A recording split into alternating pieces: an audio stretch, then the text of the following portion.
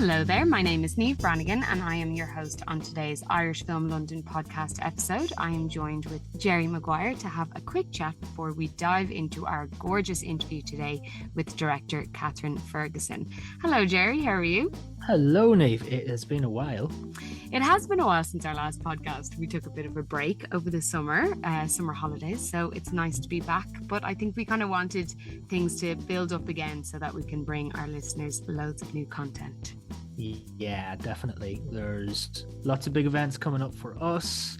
And yeah, it's just been a long time since we've done a podcast. So yeah, it's time to bring them back and get some more of them to go.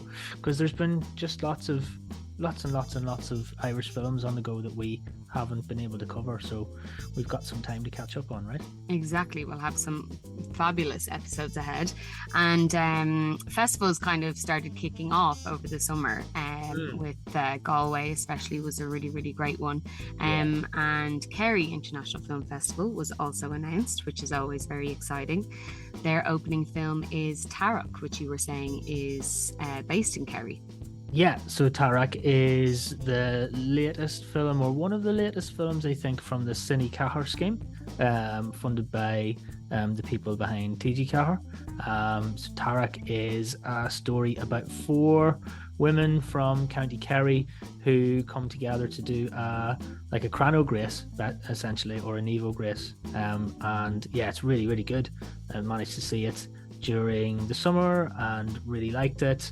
It's a film that I think is going to do quite well. It's basically your archetypal sports drama.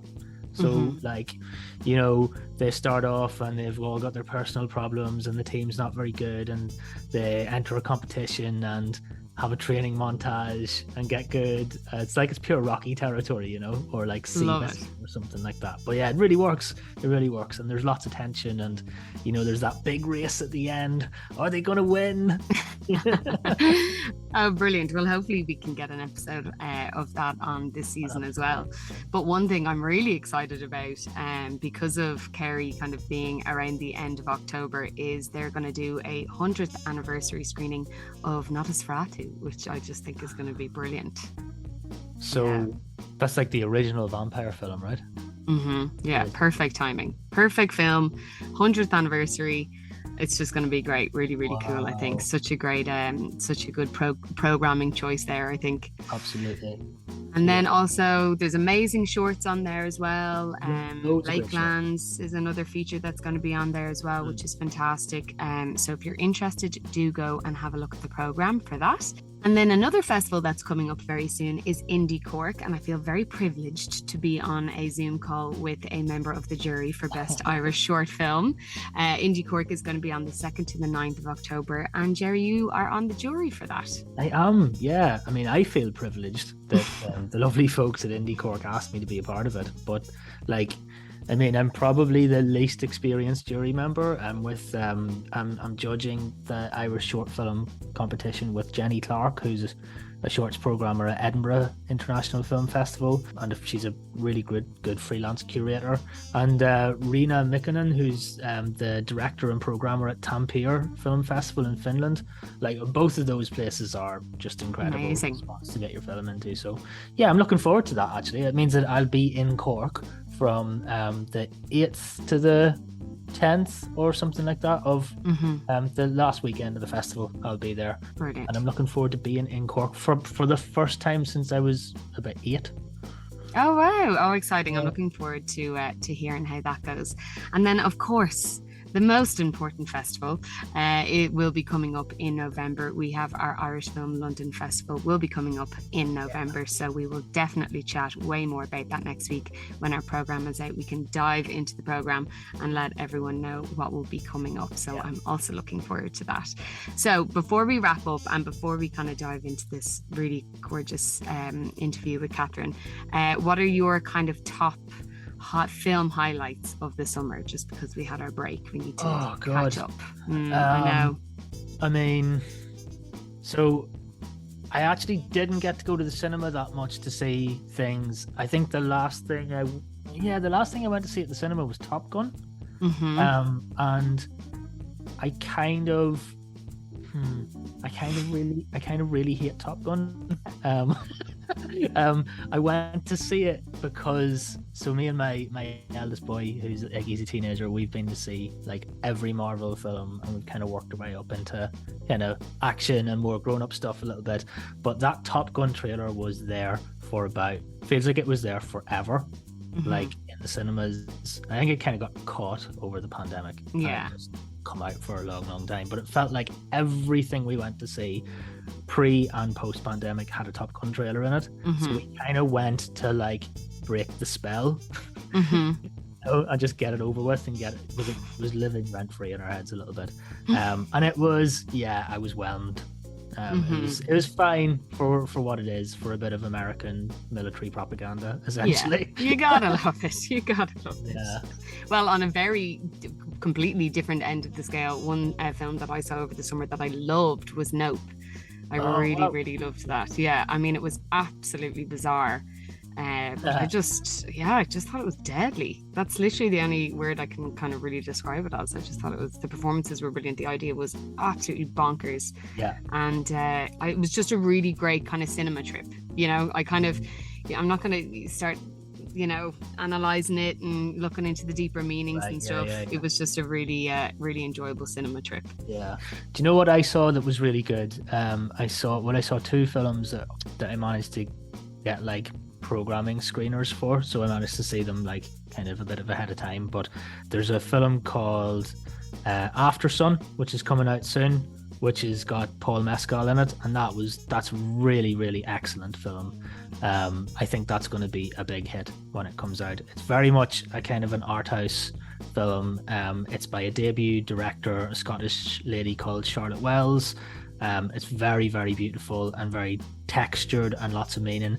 And Paul Mescal plays a dad to a little girl played by Frankie Corio, and the chemistry that they have is incredible. It's incredible. It's a really amazing. Really, film. Really I only came across that trailer actually the other day. I'm really looking forward to seeing that. And then I think one film that we both really agree on as a highlight of the summer is Nothing Compares. Oh yeah, absolutely. Like Nothing Compares has been around since Sundance, which is January. So it's kind of been on people's radars like all year basically. But having had the pleasure of seeing it, it's a gorgeous film. It's one of those music documentaries that stays with you and that tells a story that makes you feel like you're really getting inside the mind of the character, in this case Sinéad O'Connor. Yeah, agreed. I can't stop thinking about it, and I think it's so well done in the sense that they just picked kind of a certain chunk of Sinéad O'Connor's life that it doesn't feel like this kind of just overwashed, biopic, and it focused in on just really important things about her. And I think it should be, I say in the interview, I think it should be a mandatory watch, because I just think she's such an icon. So I was only too delighted to get Kathryn Ferguson on today for a quick chat, because she is doing press left, right and centre for this. So I hope everybody enjoys it, and I will chat to you soon, Jerry. Nice one, Niamh. Thank you. If you're part of the regular Irish Film London audience or want to get more from your experience, consider joining our growing family of members for a range of exciting benefits. Irish Film London is a non-for-profit organisation. Our mission is to promote the best new Irish film to audiences all over the UK, and with the help of this podcast, the world. If you become a festival friend or a festival champion, you get perks like discounted tickets for films and events, free access to Irish Film from Home films, and invites to networking events, and so much more. So check it out now. Ladies and gentlemen, Sinéad O'Connor.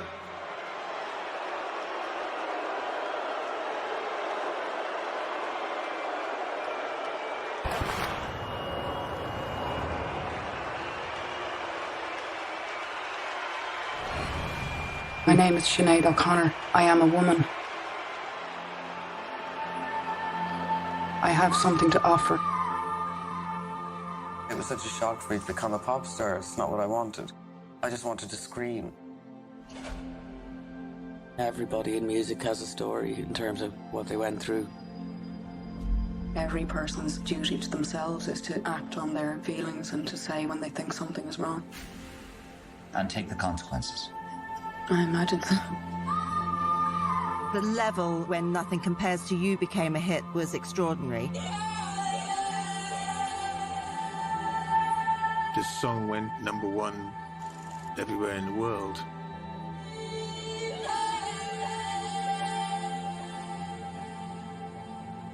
I had come across an article about families who had been trying to lodge complaints against the church for sexual abuse and were being silenced. I had booked her on Saturday Night Live. Basically, everything I had been raised to believe was a lie. She blows the candle out, she goes off stage. I had gone into the dressing room after her and I said, you know, I can't get you out of this. And she said, you know what? I don't want you to. I acted at the time in the way that I felt would be most true to myself. I wasn't thinking to myself, I must be strong. I didn't know I was strong.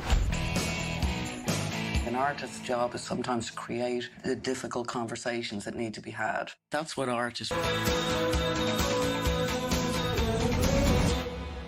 They didn't realize I was a seed.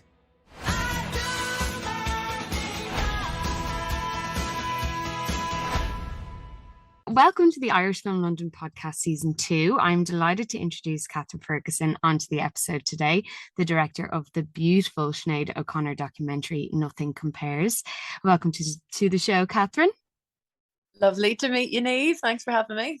Before we kick off chatting about the documentary, I do have to congratulate you on being selected for the inaugural BFI and Chanel Filmmaker Award. Congratulations. How does that feel? Thank you so much. A little bit overwhelming and a huge surprise. Yeah, I found out last week and we had the awards last night. So yes, I'm slightly bleary-eyed. So good. I'm glad. I'm glad. That means it was a good time. Well, congratulations. It was fun. Thank you so much. Too. Well deserved. This is honestly one of the most powerful documentaries about an artist I've ever seen. From start to finish, it's so incredibly moving and inspiring and infuriating also at times, and just kind of a roller coaster of emotions that is Sinead O'Connor's life in a way. So let's go right back to the beginning of your career, because you've always been driven by women's stories. I absolutely have. Yeah, I mean, really for the last decade or so, when I began moving into documentary work, I just felt a huge drive, to, I suppose I'm very interested in revisionist female stories, particularly. I think so many incredible women are reduced to footnotes in history. And I really, I think it's very important to go back and look at all of these incredible people and their contribution and their legacy. So certainly that was something that was very interesting. But my interest in this story goes way back to when I was really growing up in Belfast during the 80s and 90s. My dad actually was a huge fan of Sinead in the 80s, whenever I was very little, and would play The Lion and the Cobra on repeat in the car as we were driving around miserable, grey, rainy, trouble-ridden Northern Ireland. And it just became this like visceral soundtrack to my youth. And then it was in the early 90s where I really discovered Sinead, I suppose, on my own 2 feet as a young teenager. My friends and I just really, when we finally could really see her and hear her and, understand what she was speaking out against and all of the things that make her incredible, she really became an icon to us as these young Irish girls. But then we were very quickly demoralized to see how she was treated. We kind of felt that we'd found this amazing icon as these teenagers, and then just horrified to witness somebody that we respected so much enduring what she did. So I honestly would say that the seeds for this film were sown then, because it left such a dent on me as a young woman to see another woman, particularly a woman from our island, being treated the way she was, that it just stayed with me throughout the decades. And then it was really in my 20s as a filmmaker that I just started to dream up this possibility that I might one day be able to make a film about her. Amazing. And I think it's such an important piece of work though as well. I think it should be mandatory viewing for sure. But I think the piece of work kind of speaks for itself in a way about Sinead. So I guess I'm interested in what was the story that you really wanted to tell and what was kind of the angle that you came at this with. Sure. Yeah. I mean, I suppose what we definitely were never going to do was a biopic. That was something from the very beginning. We were very clear that we just wanted to really focus in on this 5 year period, really, which is 1987 to 1993. And the reason for that was so that we really could deep dive and go into the detail to really to be able to understand the cause and effect of what happens in this part of her story. We needed to be able to go into detail and go right back to look at, I suppose, the Ireland that she came from, and to be able to look in such focus. We had to be very concise with how many years of her life we could cover.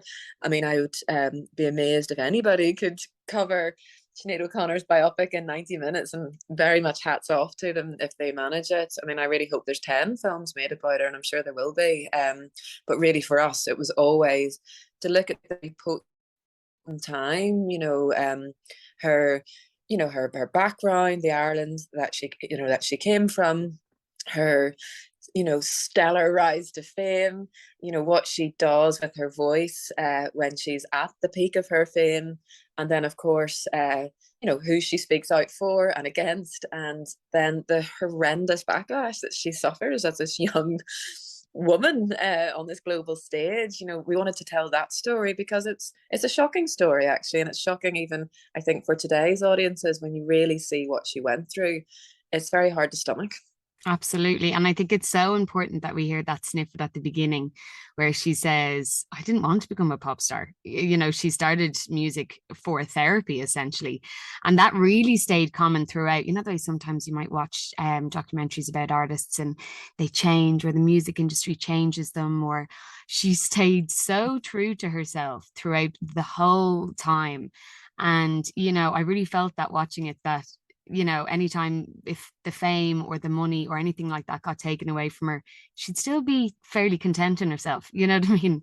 She just wanted to make art, and which I just think she's just so inspiring. But I have to ask about the structure of the documentary and the incredible amount of footage I imagine that you would have had to go through. What was that process like, and kind of how long did that take? Because I know it kind of spread out over a number of years, and especially COVID and everything like that as well.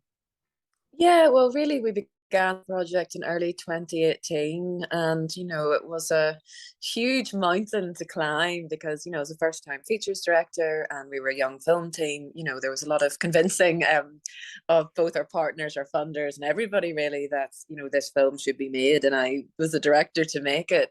So really, what we did was apply for funding, through all the national funds, because we really wanted to stay independent with this project.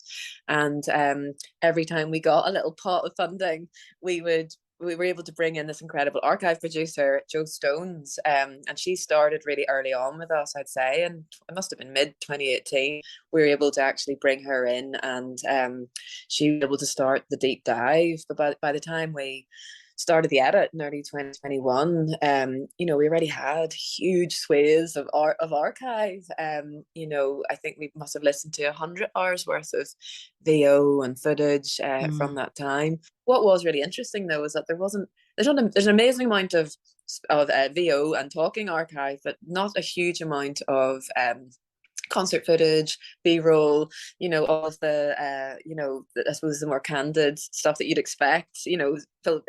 Musicians these days are followed around constantly, I suppose, by what they're having for breakfast, like, so yeah. Exactly, but it seems at that point there wasn't a huge amount out there.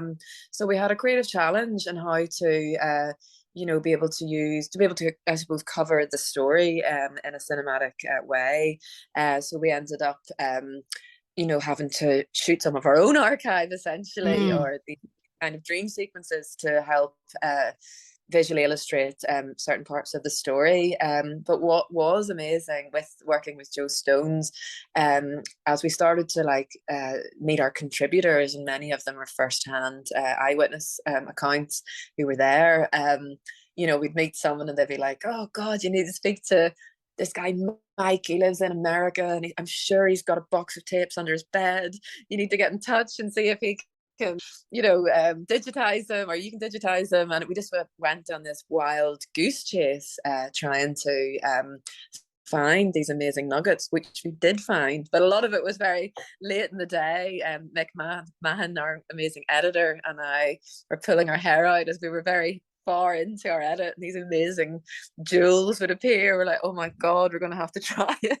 we can't not include these. So we're trying to keep the narrative and include these golden nuggets of our archive of Sinead. Well, the ones that you did include were just so gorgeous, even from the wedding of her guitar teacher to the kind of the underground drag shows that she would perform at in London, and just so beautifully put together. And I was going to ask about your team then as well, because it's such a huge undertaking. I imagine you have to have incredible support surrounding it, and everyone being on the same page and the motivation and everything being the same. How did you kind of create your team for this? The team was really important. I met the film's co-writers and co-producers, Eleanor Emtage and Michael Malley, in early 2018.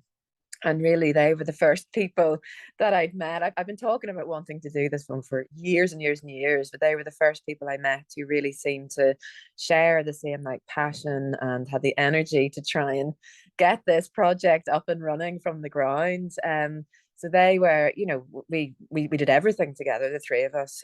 We worked on it for years and years on our own, raising the funding, pitching at funding forums, all of that together. So we were a very tight-knit team. And obviously then Jo Stones, the archive producer, joined us, and she was amazing. And then Mick Mahan, the film's amazing editor, who's from Dublin, lives in Cork. He joined in early 2021. And I'd say really it was the five of us, for the bulk of making this film, just working together and trying to put one foot in front of the other to try and bring it to life. We then, of course, had amazing partners. Northern Ireland Screen were first on board, which was amazing. Then Screen Ireland and BFI Doc Society, and then we worked with Field of Vision in New York. They came on board and were amazing. So we worked with amazing, not for profits. National funds, which meant that we were able to keep complete control of the project, which really we had to keep control of the project. So we were very fortunate in that regard. And all of the different funders that I've mentioned, the exec producers within all of those teams were also very supportive and helpful. And then, and then I suppose as we went into post, we worked with the amazing Buckley sisters, Irish composers, and they put together, this beautiful score that mirrors back Sinead's music in many ways. And it was really important to work with, female Irish composers. That was brilliant. And then, it was just post-production. Lots of women involved. I think probably 80% of the entire team was women. Yeah. Brilliant. And as well, I just got so excited about diving in. I didn't even ask how you even started approaching Sinead, I guess, about the idea and what she thought about it, and maybe when she was ready to do it. Because I'm even surprised it hadn't even been done before, but actually it's the most perfect time for it. Yeah, well, it's a bit of a long-winded story, but I'll try and keep it short. But basically, I mentioned before, where it all began for me, I suppose emotionally, which was back in the 90s, but it was in my 20s. I'd actually gone back to the Royal College of Art and was doing a master's in 2011. And I made a short film called Mather, which is obviously Irish for mother. And it was a visual film that was starting to deconstruct a lot of the themes that are not in this documentary, particularly around Catholicism and the treatment of the women of Ireland. So I'd reached out to Sinead's team at that point and asked if I could use her stems, if I could get access to her stems of her music, because I wanted to deconstruct her music for this short, and they thankfully agreed. And then I very courteously sent over my student film, just as I say, out of courtesy, to show them, and then heard back maybe a year and a half later, and they were coming back to ask me to direct her music video for Fourth and Vine. which was her Wow. single that came out, I know, in 2013. So that was obviously a I imagine complete, you had just kind of well, of completely forgotten, you kind of a course, year later. Wow, that's amazing. it was, I didn't even think they'd watched it, but no, it was absolutely amazing. And what was super amazing, obviously, was then I got to meet her and the wider team around her. And that was incredible. And all it really did was stoke the fire further, for me to want to try and it just, relit this passion and desire for wanting to tell her story. But as I said, first time features director, didn't know how to even get close to that, and then spent the next 5 years really just talking to anyone that would listen about this desire to tell the story. And not really getting anywhere until then. In early 2018, I met Michael and Ellie, and I finally had people that were galvanized enough, and also wanting to try and take on this huge project together. But I think the timing, so then like the three of us obviously worked very closely and put together like a one pager, like a synopsis, which I then brought back to the team that I'd worked with in 2013. I'd expected a very polite thank you, but no way from them. And was just, yeah, I suppose it was a timing. Thankfully they also thought it was important, but I think the timing is crucial. It was early 2018. The world was on fire, particularly with women speaking out. Mm-hmm. We had Weinstein, we'd had Me Too, Trump was in power. There was so much rage burning up, around, as I say, women speaking out on issues. No, it really Then did. If it just felt like the perfect timing. It really, really did. I was And just what? going to say, beyond that, the key thing too is like what was happening in Ireland. We just had the equal marriage referendum, and we were gearing up towards the repeal the abortion referendum, Mm, and it just kind of felt mad that her voice wasn't being included or her legacy wasn't being discussed in all of these huge tectonic shifts, particularly at home. So I think it was all of those reasons. It was a timing thing. and also these huge things that she had already planted seeds for and Yeah, had been talking about years ago. yeah, It's not like it was kind of a new thing. no, And I think there's so many, but one of the most admirable things about Sinead O'Connor as a woman and as an artist and being in the music industry is that, as I said, she never once compromised herself. But also in saying that, that always kind of sounds like she never changed. But in saying that, she was so open to constantly changing, which was a huge thing that I took away from the documentary, is that we're constantly changing and evolving as people. And she talks about after having her baby and coming into her mid-20s, she's like, of course I'm going to be different from who I was a few years ago. She just stayed so true to herself. And I think that's really important as well to see for female artists, because they just get so critiqued, especially if they start in the music industry as a young age, them getting older and growing. It's, they're getting too sexualized, or they're not the same, or they're changing their sound. It's as if they're not allowed, and she just mm, kind of bashed through all of those barriers, which I just think was amazing. absolutely. No, I mean, I think she's just amazingly inspirational. Yeah. And what's been so great, showing the film now, it launched obviously at Sundance in January. It's just the amount of like young, flashing eyed teenagers I've got coming up at the end of the screenings who are just completely bewildered, saying like, "What? How Mm, did we not know this?" Because the rhetoric around her has been so reductive, and they even were saying like, "Oh, we just thought she was bad, or she'd done something bad. We didn't really know what it was," and mm, that was what they knew of her. And then when they see it, they're stunned and, yeah, as you said, furious but galvanized. It mm. seems to have accidentally become a bit of a call to action, particularly in America, where so much is happening there. Obviously, the horrors that's happening over there, for women at the minute. I just think it's amazing how inspired people seem to be. and taking the anger they feel and hopefully turning it into. It's so infuriating as well, because she was just so ahead of her time. She was just absolutely fearless, and the world has moved on so much since then. Obviously, politically, as we've said, the main changes in Ireland with the marriage referendum and repeal.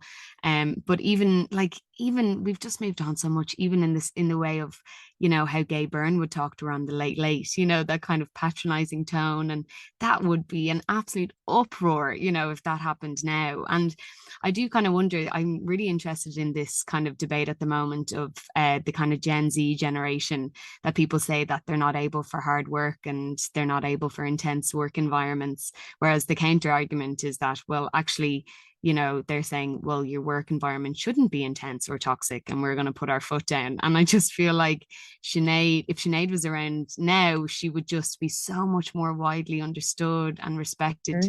But she just she took the hits for an awful lot of women, but started paving the path, and it's just so interesting to see the kind of stark difference in time and how she was just so ahead, miles ahead. Absolutely. And I think she ties it up beautifully at the end of the film, and she says, they tried to bury me, but they didn't realize I was a seed. And I think that just says it all, because really she has inspired, whether directly or indirectly, it's certainly true that she has inspired generation after generation of young people. And I just really hope what the film does is just spread that even further and inspire the next generation as well. So no, I'm excited for it to come out. Absolutely, it's so exciting. And I think one of the last lines in it as well, I love that reference as well. I also loved, there's a spark of Sinead in kind of every movement, especially in regards to, women and repeal and the Me Too movement, and even in regards to BLM as well. She's kind of such a fantastic activist and feminist. And I think it's just really beautiful. And I think for such a monster of a piece, it still felt so intimate with all of the voices of her loved ones and family and friends and stuff. So just congratulations on a really, really beautiful film. I'm so excited for more and more people to see it. I really am. So where can people see it? Where can they get their hands on it? Sure. Well, it's going to be out in Ireland and the UK in cinemas. I think it's across 60 screens from next Friday the 7th. Amazing. 7th of October. So yes, it will be playing all over the place, hopefully. And and then eventually it will be on a streamer, but I think that will be for like December. But yeah, I'm not exactly sure those details just yet. But yeah, cinema for now, which is so exciting. Fantastic. Amazing. Yeah. And I'm sure this is kind of still taking over your life at the moment, but what's next in the pipeline for you, or have you even gotten a chance to think that far ahead? Well, I mean, amazingly, I had a wee breather over the summer. It was a very intense festival run, and it's very, very intense again right now. But I had a breather, and great just to actually have some headspace to let new ideas start to come in. So yes, I'm starting. I'm very early stages on a new feature doc, and I wouldn't even be confident to talk about it yet. It's such of course. tangled up mess in my head. But yeah, it's also an Irish story, but it won't be about a well-known person, so I'm sure it'll be a lot harder to get off the ground. But yeah, I'm starting to get that going, and I'm just signing on to a biopic actually with Universal. Amazing, fantastic.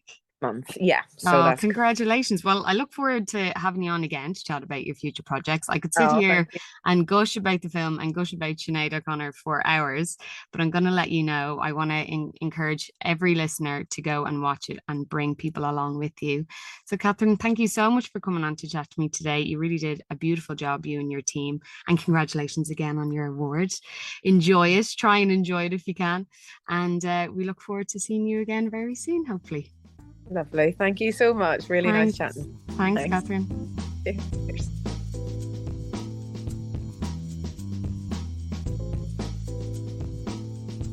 Thank you all for listening, and before I let you go, I'm going to leave you with Sinead O'Connor's iconic performance of War on Saturday Night Live in 1992. Lastly, a big thank you to Culture Ireland and the Irish Emigrant Support Programme. See you next time.